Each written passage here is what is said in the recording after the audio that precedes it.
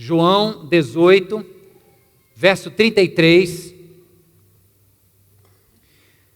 Nesse momento aqui, queridos, Jesus já teve a sua, não digamos decepção, mas já teve aquele momento de tristemente ver os discípulos lhe dando as costas, quando este fora preso no Jardim das Oliveiras.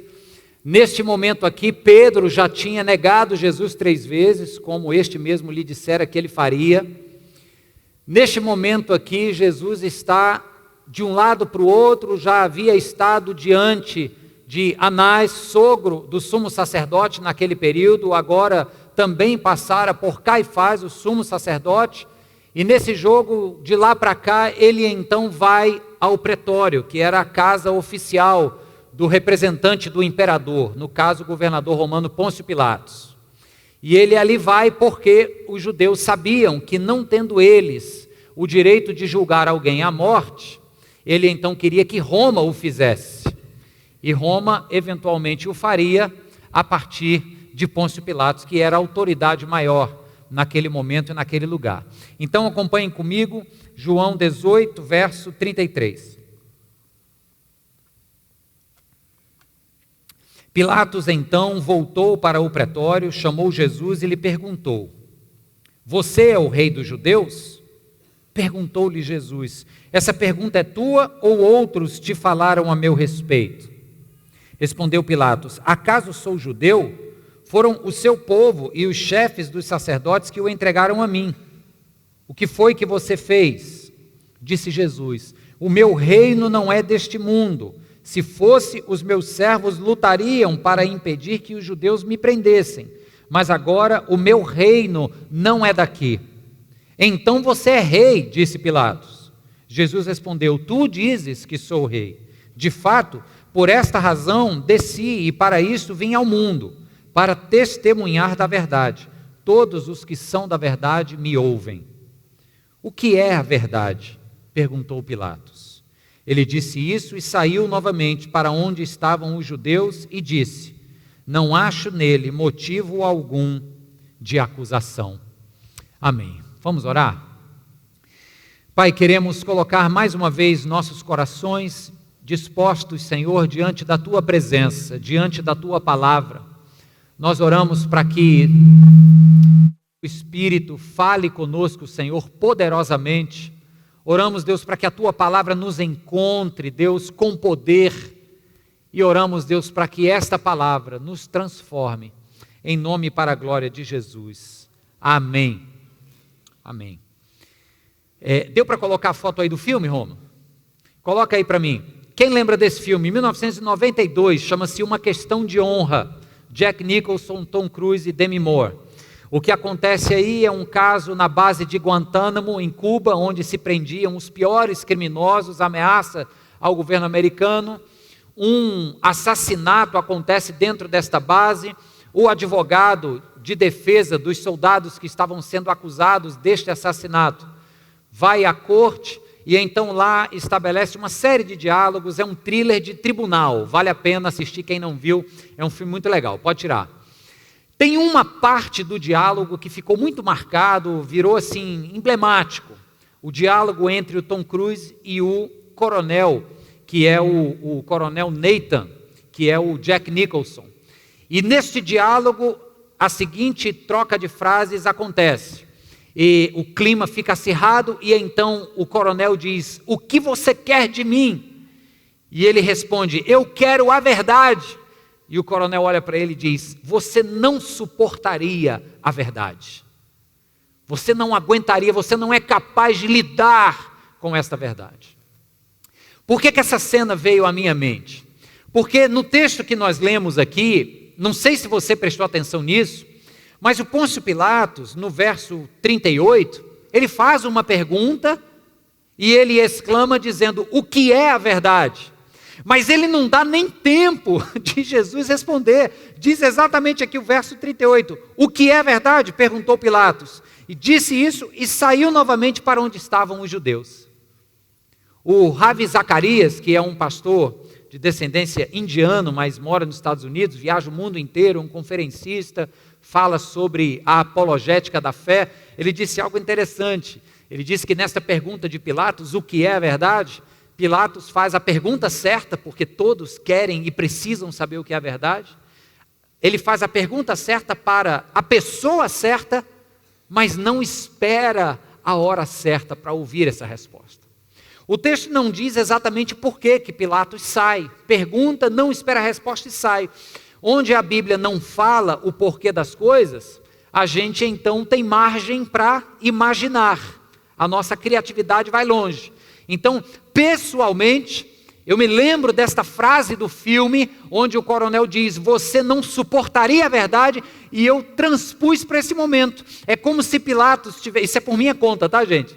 É como se Pilatos estivesse perguntando o que é a verdade, mas antes que a resposta lhe chegasse, ele saiu fora, porque não seria capaz de suportar a verdade que Jesus tinha para lhe dizer naquela hora.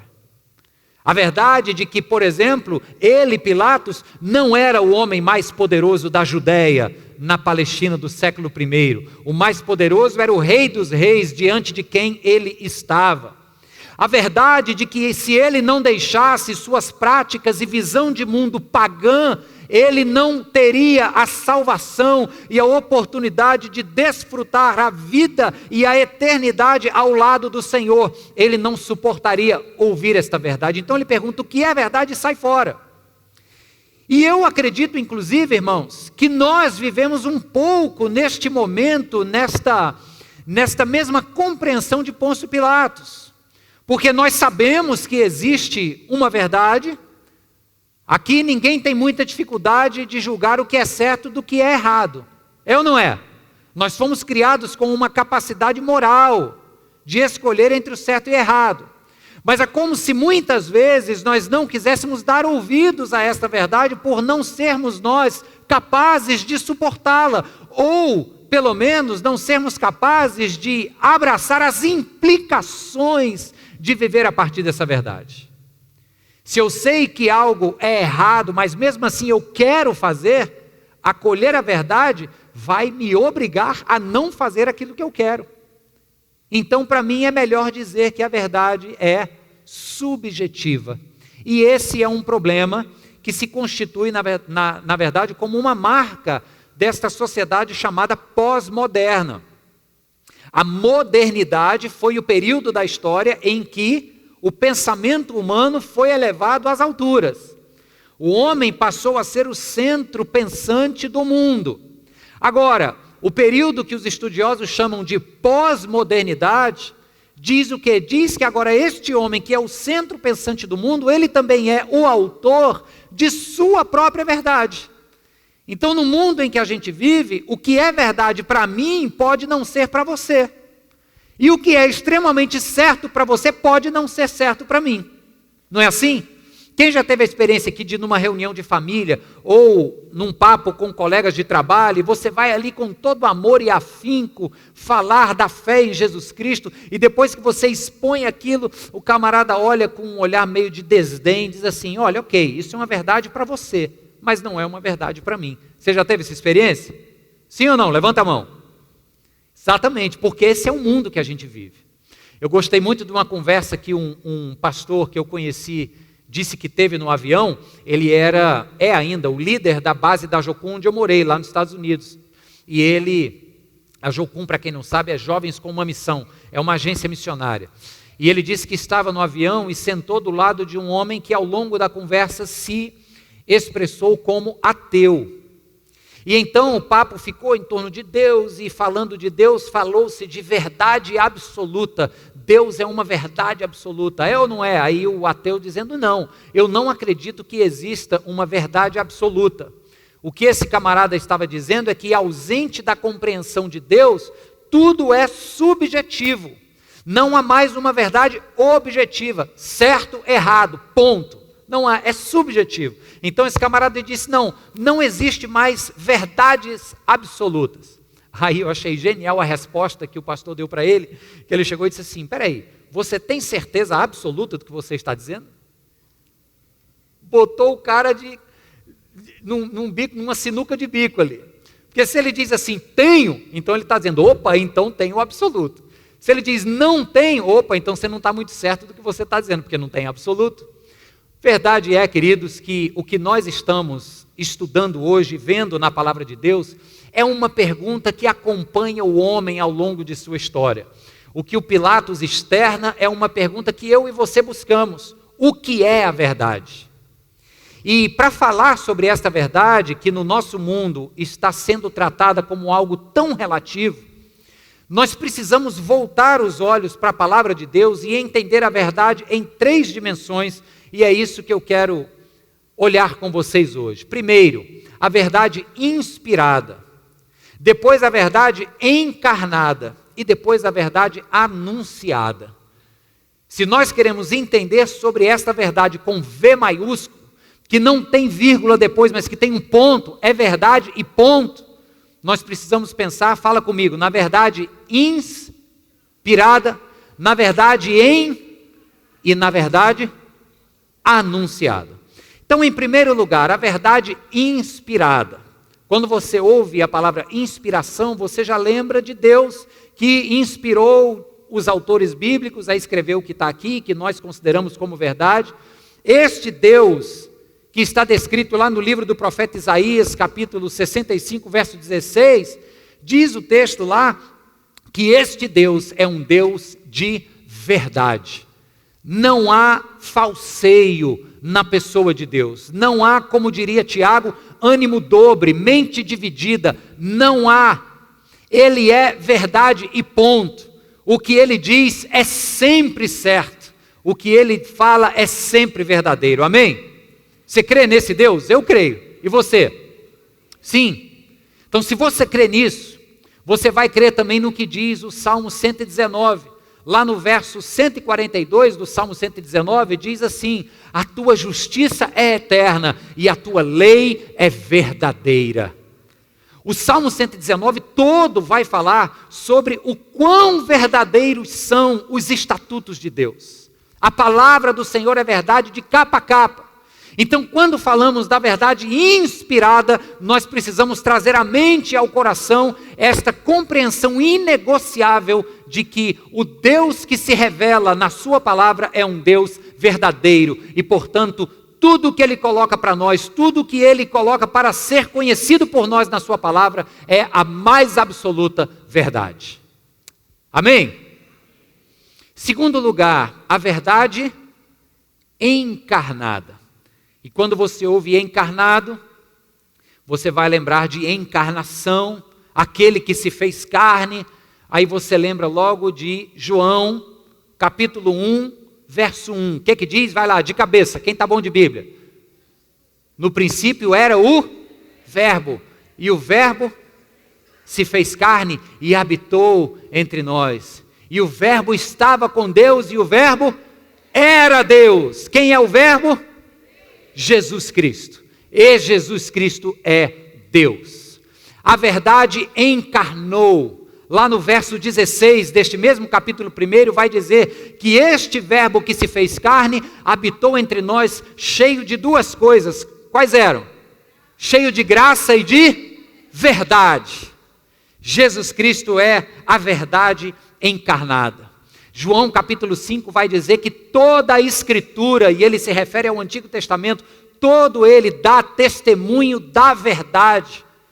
Toda a Escritura testifica que Jesus Cristo é a verdade encarnada.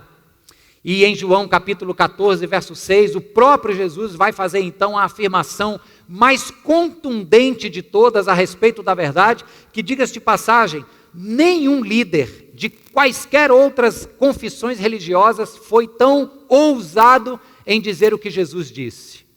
Por exemplo, Buda, ao falar da verdade, disse: eu ainda busco a verdade. Jesus Cristo foi ousado porque a respeito da verdade ele disse: eu sou a verdade. João capítulo 14, eu sou o caminho, a verdade e a vida. E ninguém vai ao Pai se não for através desta verdade. O mundo ao seu redor tem várias outras verdades. Todos os caminhos levam a Deus. Vai levar sopa para o mendigo lá na praça de noite. Vai ser uma pessoa boa e justa, que todos os caminhos levam a Deus. Opa! Só existe um caminho, Jesus Cristo. E eu sou salvo não pelo meu esforço de realizar essas boas obras. Eu vou a Deus não pela minha conquista pessoal em ter sido uma pessoa bonzinha, mas eu vou pela graça mediante a fé em Jesus Cristo, que é o caminho verdadeiro. A partir daí eu vou então realizar boas obras, mas aí é outra conversa e outra pregação. Então a verdade, ela é inspirada pelo Deus que se diz a verdade. A verdade, ela é encarnada por aquele que se fez cheio de graça e de verdade. E em terceiro lugar, a verdade é anunciada. Se eu falei em primeiro lugar encarnada, segundo lugar foi encarnada, em primeiro foi inspirada pelo Deus Pai, em segundo lugar encarnada pelo Deus Filho, a verdade agora é anunciada na pessoa do Espírito Santo, que enche a mim e a você de dons, para que a gente possa anunciar a verdade dele para o mundo. O Espírito Santo é aquele que a palavra diz que nos ajuda a lembrar tudo o quê? Que nos foi ensinado. É aquele que coloca palavras na nossa boca quando vamos falar do amor de Cristo para alguém. O Espírito Santo é aquele, portanto, que capacita a igreja para anunciar a verdade do seu Evangelho. É o Espírito Santo, irmãos, lá em João 8, verso 32, que nos faz, ao pregar o Evangelho, dizer que quando a pessoa conhece a verdade, esta verdade a liberta. Olha que poder isso, como é que o conhecimento de uma verdade pode trazer libertação para alguém? É porque esta verdade está sendo comunicada pelo Espírito Santo, e aí vem verdadeira libertação. E em João capítulo 17, Jesus está orando e diz assim: eu oro para que eles sejam santificados na tua verdade. Como é que alguém é santificado na verdade de Deus? É porque o Espírito Santo está fazendo essa obra. Então você percebe como a verdade é parte da natureza de Deus. Este Deus cuja essência é o amor, ele diz, ele é todo verdade, o Pai, o Filho e o Espírito. Mas o problema, queridos, é que nós lá atrás no Éden, nós falhamos e decidimos ser os autores da nossa própria verdade. E o que eu quero colocar para você hoje, de uma maneira assim muito simples, e eu quero já orar por você, porque isso nos chama a um compromisso sério com Deus. O que eu quero colocar para você, irmãos, é que a verdade do Evangelho, ela é sempre ofensiva. A gente está falando que crê na verdade, dizendo amém, mas não se engane, se a verdade não te trouxer algum incômodo, não te deixar triste consigo mesmo, se essa verdade não te mover a uma mudança, talvez você não esteja ouvindo o verdadeiro Evangelho. Porque o verdadeiro Evangelho, ele é sempre ofensivo. Deixa eu explicar para você como. Se eu tenho uma prática na minha vida, que à luz das tantas verdades na sociedade, eu acabei me convencendo que aquela prática não é lá tão errada, pode ser que para mim, ou aos olhos da minha cultura, ela seja verdadeira. Aí você vai para a palavra de Deus, que nós já vimos aqui, que é inspirada pelo Deus da verdade, e você é confrontado pela autoridade das Escrituras, e você entende que aquilo dali é errado e tem que mudar. É essa ofensa que eu estou falando. O Evangelho me coloca no canto da parede, me constrange e diz assim, você está tentando se convencer que isso não é errado, que essa é uma verdade aceitável para você. Você está se auto-enganando, como muitos ao seu redor fazem, mas a verdade está dizendo aqui que isso é errado. O Evangelho nos constrange e nos ofende. Está claro, irmãos? Por que isso? Porque um dia nós resolvemos dar as costas para ele. Lá no Éden, no capítulo 2, logo antes de Deus criar a mulher, Deus dá uma ordem para o homem. E, consequentemente, o homem deveria passar esta mesma compreensão para a mulher. Qual é a ordem? Deus diz assim, estou te pondo neste jardim com acesso a tudo que você quiser, exceto aquela árvore ali. No dia que você comer da árvore do conhecimento do bem e do mal, e se tornar conhecedor do bem e do mal, você o quê? Morrerá. Aí o que o homem faz junto com a mulher? Vai lá e come. Quando isso acontece, aí você até pensa assim, mas o homem não morreu. O que é que tem Deus não querer que o homem coma e seja conhecedor do bem e do mal. Aí eu preciso te explicar algo importante. O texto original lá nos dá a tradução que nós temos, nos dá uma compreensão que é como se o homem fosse apenas conhecer o bem e o mal, como se ele já não conhecesse. Mas não é isso que o texto está dizendo. Pensa comigo. Se Deus está dizendo assim, você pode comer de tudo, exceto daquela, é porque Deus já pressupõe que o homem criado à sua imagem e semelhança já tinha uma capacidade moral de julgar entre o certo e o errado. É o Adão que antes da queda vai andar pelo paraíso e vai dizer, eu posso comer de tudo, é certo, mas eu não posso comer daquela árvore, é errado. Percebe? Já havia um senso de moral no homem. O que Deus está dizendo não é que quando ele comer apenas, ele será então um homem dotado de uma moral, onde vai conhecer o certo e o errado, o bem e o mal. Não. O que Deus está dizendo ali, o termo original para falar, sereis conhecedores do bem e do mal, não é a título de informação do que é certo ou do que é errado. É a título de ser agora o homem, aquele que vai determinar para si o que é certo e o que é errado. E isso é perigoso. Por isso, Deus diz, o dia que você optar por ser a pessoa que vai de maneira autônoma determinar o que é certo e errado para você, neste dia você vai morrer. E por morte, entendamos, uma separação desta plenitude de Deus, uma separação deste ambiente de profundo e eterno gozo na presença do Criador. O dia que você quiser assumir o lugar de juiz e passar a determinar entre a verdade e a mentira, o certo e o errado, o bem e o mal, no dia que você quiser fazer essa escolha por si só, saiba que você vai passar a ser dominado pelo seu ventre. Você vai passar a ser dominado pelas suas paixões. E aquilo que é essencialmente errado, pode ser que se torne certo para você, porque é o que você quer muito, e isso é um caminho de morte. Entendeu, irmão? Por que que Deus então fala, do dia que comeres desse fruto, vocês morrerão? E aí é quando eu volto para a palavra, e a pergunta de Pilatos, o que é a verdade? E me lembro de Jesus dizendo para os seus discípulos, no dia que vocês conhecerem esta verdade, a verdade vos libertará. Libertará de quê? Libertará desse ciclo de morte, onde eu faço as minhas escolhas baseadas no meu senso de certo e errado, e invariavelmente dou com a cara na parede, invariavelmente vivo para satisfazer apenas a mim e ao meu ego, e me torno apenas um a mais nesta multidão de homens e mulheres egoístas e egocêntricos.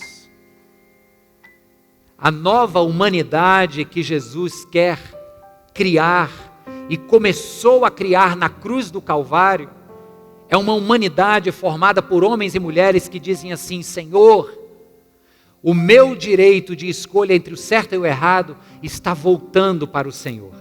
Que dizem como o apóstolo Paulo, a partir de agora não mais eu vivo, mas Cristo vive em mim. O que eu julgo ser certo está muito influenciado pelo que eu quero e pelo que a minha cultura diz, mas a partir de agora eu devolvo para o Senhor.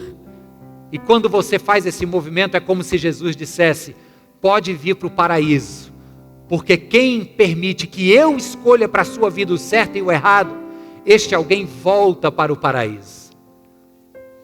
Eu quero te dar a oportunidade hoje de acolher essa verdade na sua vida. Pilatos perguntou, o que é a verdade? Mas saiu fora, porque talvez não fosse capaz de suportar uma verdade que o iria pressionar a uma mudança. Uma verdade que o iria colocar na parede e dizer, o verdadeiro Senhor não é César, o verdadeiro Senhor é este rabino galileu que está todo ensanguentado na tua frente. Ele não seria capaz de suportar esta verdade. Mas nós estamos aqui hoje e o homem ainda se pergunta o que é a verdade. Então eu te desafio a ficar como você está agora ouvindo esta resposta. A verdade é só um e o nome dele se chama Jesus. E tudo o que ele disse na sua palavra é verdadeiro, de capa a capa.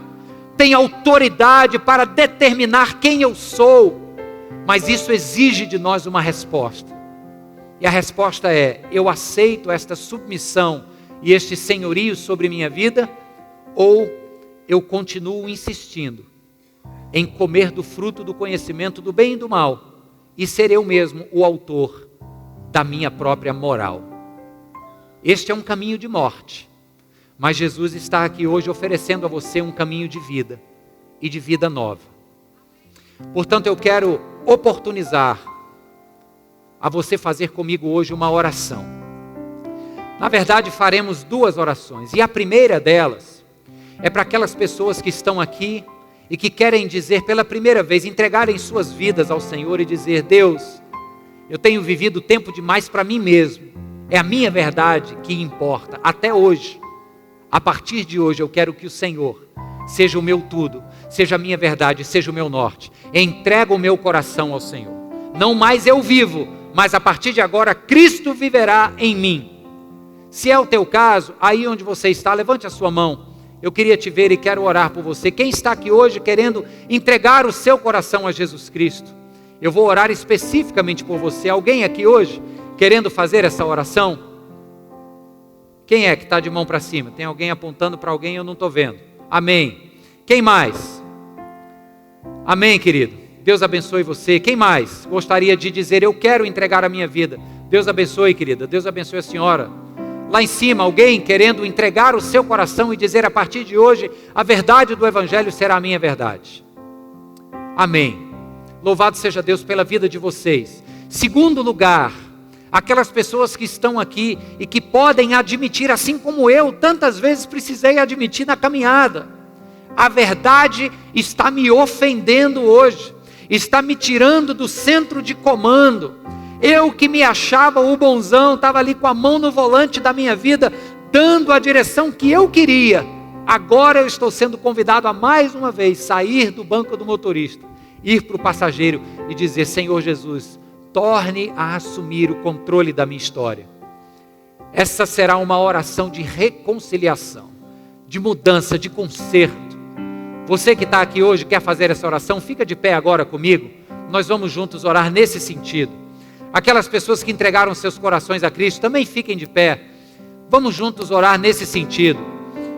Gente que está entregando o total senhorio de suas vidas ao Senhor, e gente que está dizendo: Senhor, a partir de hoje eu quero voltar a depender exclusivamente de Ti. É o Senhor quem vai me lembrar o que é certo e o que é errado. É a Tua palavra que vai nortear as minhas escolhas.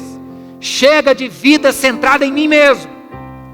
Que a partir de hoje a verdade do Evangelho molde o meu ser, os lugares para onde eu vou, as pessoas com quem eu me relaciono, as escolhas que eu faço. Vamos orar? Pai querido, a Tua verdade está diante de nós agora, Deus. A Tua verdade, Senhor, tem sido posta diante de nós, creio eu, de uma maneira clara, Pai, para que a gente entenda. E se tem algo que ficou claro para o nosso coração hoje à noite, é que o Senhor é a única verdade absoluta. Tudo pode mudar, Senhor, as épocas mudam, o que era feio numa época se torna bonito em outra, mas Deus, o Senhor é uma verdade que não muda. A Tua palavra e os Teus testemunhos são eternos, são sempre bons e são sempre verdadeiros. Obrigado, Senhor, porque nós precisamos deste alicerce. Nós precisamos desta certeza num mundo, ó Deus, de tantas incertezas. Obrigado por isso, Deus. Eu oro especialmente por aquelas pessoas que hoje estão se entregando a Ti, ó Deus, colocando o senhorio de suas vidas diante do Senhor. Toma conta de suas caminhadas, Senhor, faz com que elas caminhem nos Teus caminhos e manifesta a Tua verdade para elas em nome de Jesus.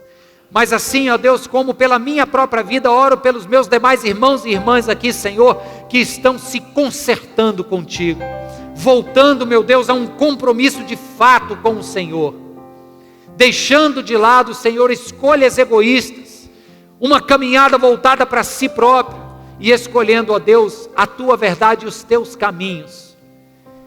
Que esta verdade continue a nos incomodar e a nos ofender, pelo amor que o Senhor tem por nós. Oramos tudo isso, Senhor, agradecidos e felizes pela Tua verdade, em nome de Jesus. E a igreja diz: amém, amém. Louvado seja Deus, que o Senhor te abençoe. Aleluia.